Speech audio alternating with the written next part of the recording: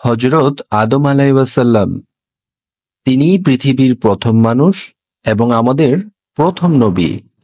এক সময় এই পৃথিবীতে কিছুই ছিল না, মানুষ, জীব, জন্তু, কিছুই না।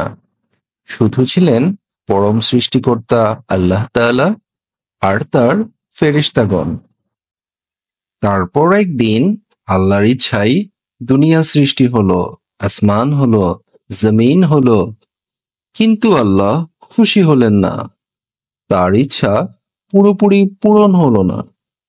একদিন আল্লাহ তাআলা তার দরবারের সকল ফেরেশতাদের ডেকে বললেন, হে ফেরেশতাগণ, আমি আদম তৈরি করব।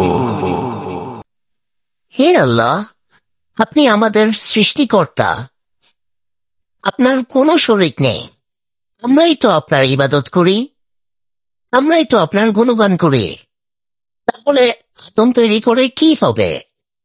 ঝগড়া করবে, মারামারি, খুনাখুনি করবে।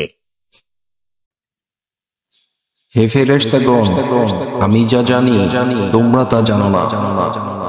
জিবরাইল, মিকাইল, ইসরাফিল এবং আজরাইল, তোমরা এখনই দুনিয়ায় যাও এবং আমার জন্য মাটি নিয়ে এসো।